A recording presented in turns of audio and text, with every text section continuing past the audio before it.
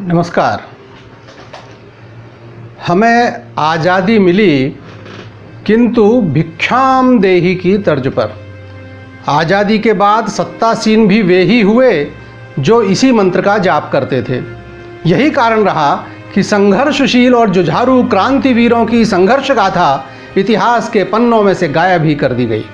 क्या आज कोई कल्पना कर सकता है कि आज़ादी के पूर्व एक राजवंश में पैदा हुआ व्यक्ति ऐसा भी था जिसने लगातार 32 वर्ष निर्वासित जीवन जीते हुए समूचे यूरोप और एशिया का दौरा किया, विभिन्न शासकों से संपर्क किया और नेताजी सुभाष चंद्र बोस से भी बहुत पहले आज़ाद हिंद सरकार की स्थापना की।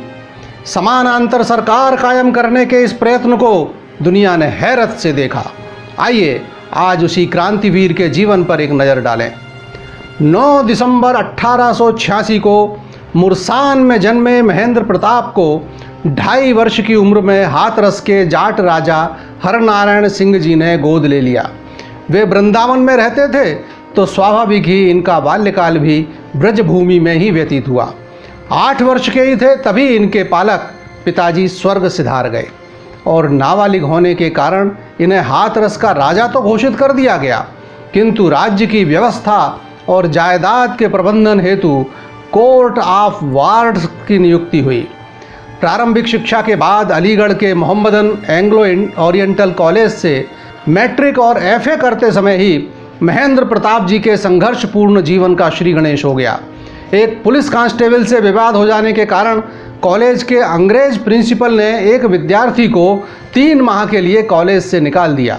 इस पर जबरदस्त छात्र आंदोलन हुआ। इस आंदोलन का और तो कोई विशेष परिणाम नहीं निकला। हाँ, छात्र नेता मानकर महेंद्र प्रताप जी को अवश्य कॉलेज से निष्कासित कर दिया गया। पढ़ाई छूटी तो विवाह हो गया, और वह भी पंजाब के एक बड़े राज्य जींद के राजा की बहन से। जींद अर्थात पंजाब की सबसे प्रमुख 3 फुल्कियां रियासतों में से एक। आमोद प्रमोद के सभी सांसारिक साधन उपलब्ध होते हुए भी देश की स्थिति इन्हें व्याकुल कर रही थी। आम जनता में फैली गरीबी, अशिक्षा कैसे दूर की जाए, यह समझने के लिए दुनिया के दूसरे देशों की यात्रा का निर्णय लिया और अपनी पत्नी के साथ 1907 में यूरोप के कई देशों की यात्रा की। उन्हें उस समय समझ में आ गया कि रोजगार मूलक औद्योगिक शिक्षा ही विकास का मूल मंत्र है, जबकि हमारी सरकारों को यह समझने में वर्षों लग गए। 1908 में वापस भारत आकर समाज हितैषी व बौद्धिक प्रतिभा के धनी महामना मालवीय जी और सर तेज बहादुर सप्रू जैसे लोगों से मिलकर विचार विमर्श किया और फिर 1908 में ही वृंदावन में प्रेम महाविद्यालय की स्थापना की, जिसमें बिना किसी भेदभाव के सभी जाति व संप्रदाय के युवकों को बिना किसी खर्चे के औद्योगिक व यांत्रिक शिक्षा देना शुरू हुआ। देश में उद्योग धंधों के विकास का सूत्रपात करना ही मुख्य लक्ष्य था। विद्यालय में लोहार, बढ़ई, कुम्हार जैसे कार्यों को औद्योगिक स्वरूप प्रदान कर ऊंची बौद्धिक शिक्षा व व्यापारिक कौशल का प्रशिक्षण दिया जाने लगा। स्नातकों को तंतुबाय, शिल्पकार और विश्वकर्मा जैसी उपाधि देने का निश्चय किया गया। भारत में औद्योगिक क्रांति लाने के प्रति राजा साहब कितने दृढ़ प्रतिज्ञ व संकल्पित थे, इसका सबसे बड़ा प्रमाण यह है कि उन्होंने 25 अगस्त 1910 को अपनी आधी जायदाद इस संस्था के नाम कर दी। इसके अतिरिक्त अपना राजमहल, कचहरी और उसके आसपास जमुना तट पर बने हुए काशी घाट के भवन आदि भी विद्यालय को समर्पित कर दिए। 5 अप्रैल 1911 से राजा महेंद्र प्रताप जी के संपादकत्व में एक समाचार पत्र का प्रकाशन शुरू हुआ। नाम था प्रेम। प्राणी मात्र के प्रति असीम प्रेम भाव मन में संजोए राजा महेंद्र प्रताप तो मानो अपना सब कुछ देश और समाज पर निछावर करने को उद्यत थे। अपने अनुभव बांटने और दूसरों से सलाह मशविरा कर और क्या कुछ समाज हित में किया जा सकता है, इस हेतु राजा साहब ने समूचे देश की यात्रा की। उसके बाद 1911 में दोबारा यूरोप गए और अनेक देशों के विश्वविद्यालयों में जाकर उनकी कार्य पद्धति को समझा। उसके बाद फिर भारत लौटे। यह वह दौर था जब सनातनियों और आर्य समाजियों के बीच गंभीर मनमुटाव चल रहा था।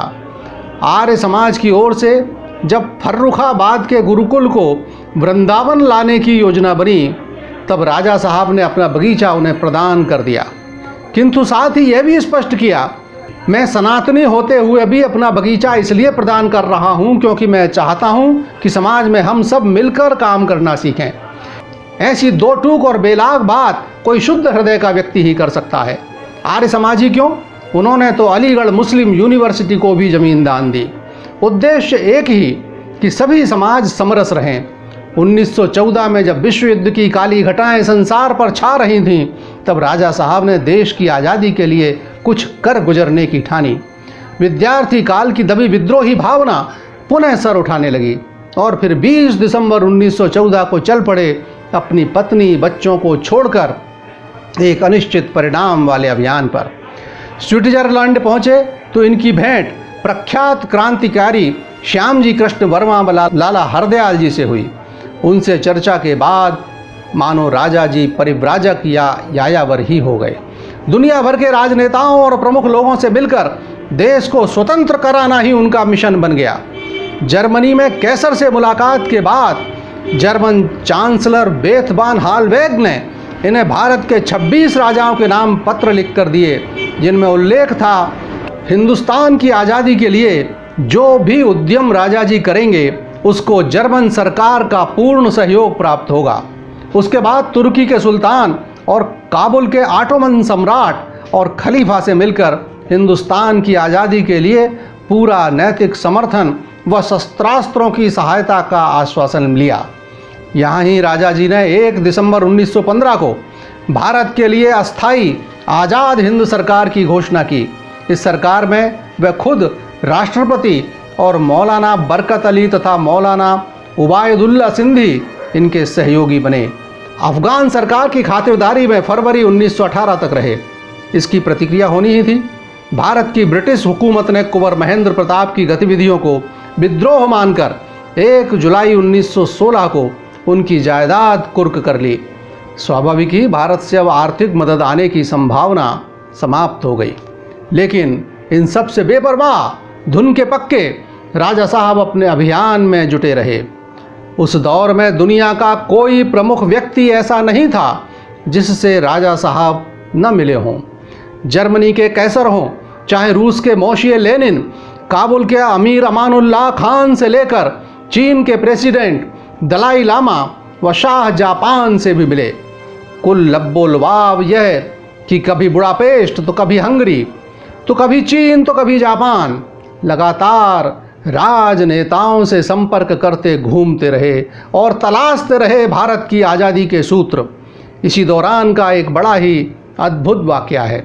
1926 में राजा महेंद्र प्रताप जी की भेंट जवाहरलाल नेहरू जी से हुई। नेहरू जी ने उस भेंट का जिक्र अपनी पुस्तक मेरी कहानी में जिस अंदाज में किया है वह अद्भुत है। उन्होंने लिखा कि जिस वेश में राजा साहब घूम रहे थे वह तिब्बत या साइबेरिया में तो जच सकता है, मॉन्ट्रियाल में तो कतई नहीं।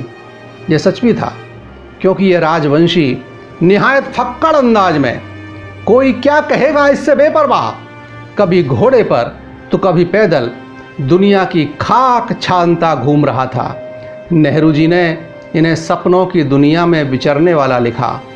उस जमाने के नेहरू जी ही क्यों, आज भी भारत में कम ही लोग उनके विचारों के समर्थन में हाथ उठाएंगे।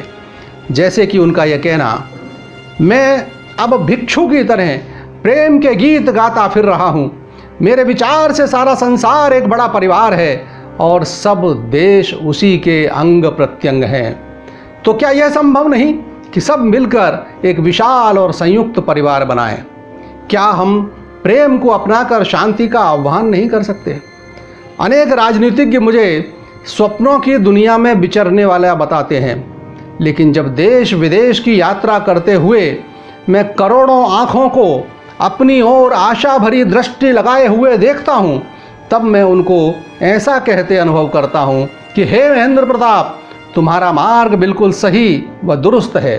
मैंने अपना नाम भी बदलकर पीटर पीर प्रताप रख लिया है, जिससे कि मेरे जन्म का नाम मेरे सब धर्मों की एकता के मार्ग में बाधक न बन जाए।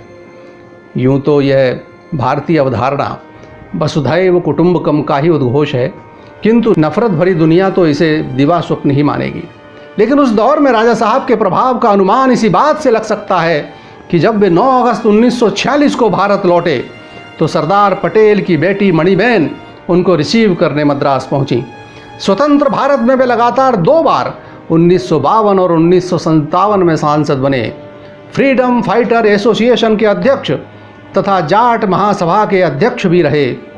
एक पुरानी कहावत है, एक साधे सब सधे, सब साधे सब जाए। ठेठ भाषा में कहें, जो स्वयं को सबका समझता है उसका कोई नहीं होता। राजा साहब 2 चुनाव लड़े पर दोनों बार निर्दलीय।